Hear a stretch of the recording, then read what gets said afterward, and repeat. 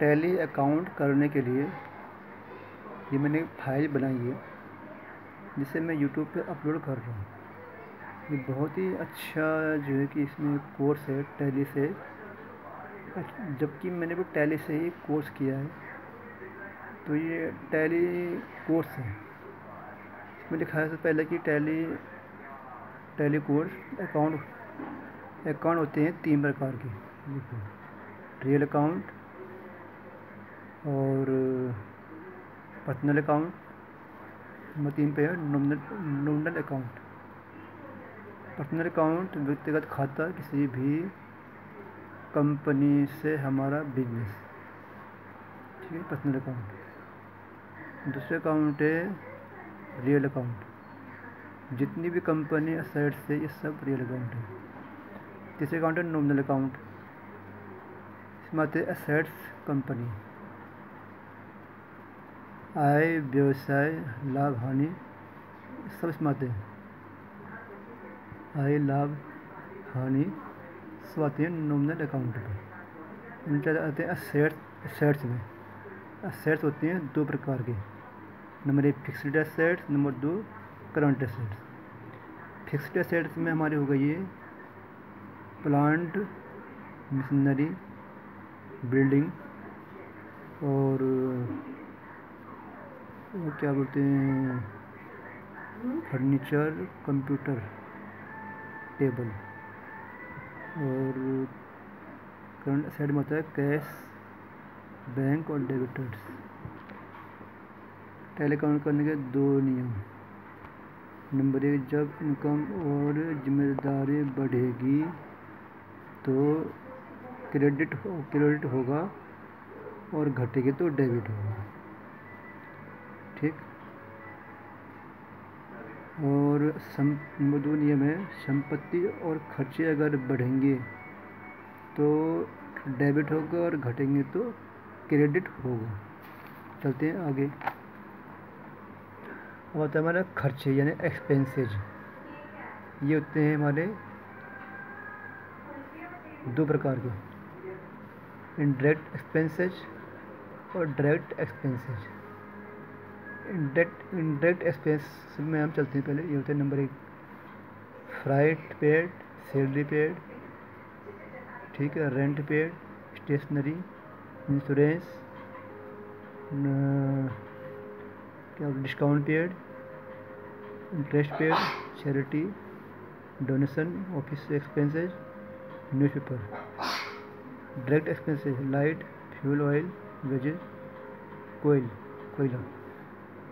चलते हैं हम परचेज एक्सपेंस पे। मिसलेस एक्सपेंस जितने होते हैं ये सब हमारे परचेज में आती हैं। मतलब ट्रांसपोर्ट चार्ज भी हमारा खर्चा होता है। अब आते हैं इनकम में। इनकम होती है हमारी 2 प्रकार की, direct income, indirect income. Direct income में हमारा सेव होता है सेल। इनडायरेक्ट इनकम में हमारा होता है कमीशन, ठीक है। और डिस्काउंट क्या है, कमीशन।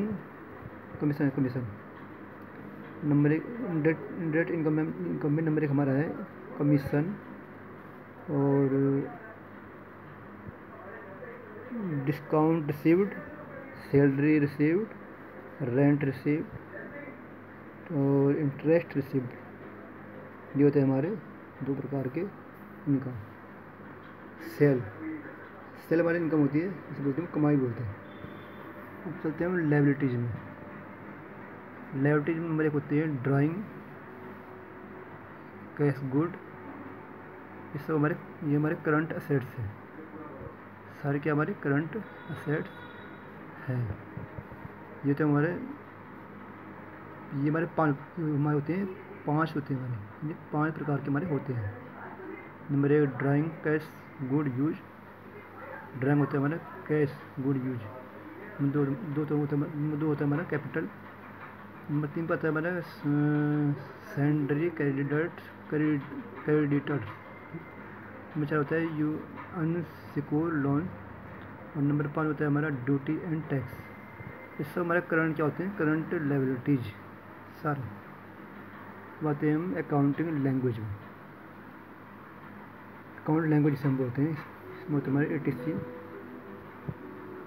कैश, ATC के अंदर ATC में आता है हमारे कैश, एक्सपेंसेज, डायरेक्ट अकाउंट्स और बिजनेस अकाउंट्स के अंदर आता है बिजनेस और प्रॉफिट के अंदर हमारा आता है इनकम, लायबिलिटीज, दायित्व और आय। इनकम होती है आय, लायबिलिटी हमारा होती है दायित्व। चलते हैं आगे।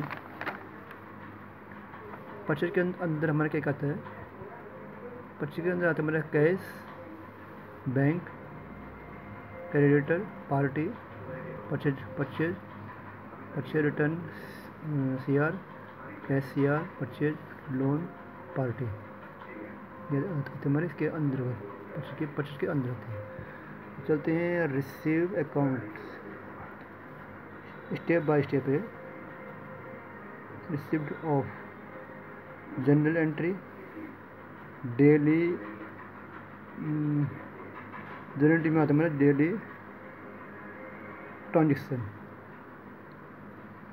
Cell, pay, receive. सेल में आता है हमारा पेमेंट, पे होता है, रिसीव होता है, लेजर होता है, अकाउंट मेंटेन, कैश आया गया। ठीक, चलते हैं हम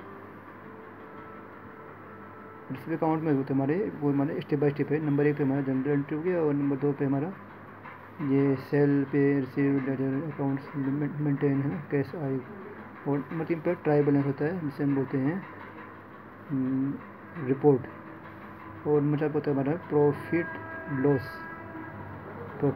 लॉस, ठीक, एक्सपेंस इन, प्रॉफिट लॉस एक्सपेंस इन, ठीक है। चलते हम ट्रांजेक्शन में। ये मेरा ट्रांजेक्शन है, ये है क्वेश्चन 1, पेड वेजेज 1500।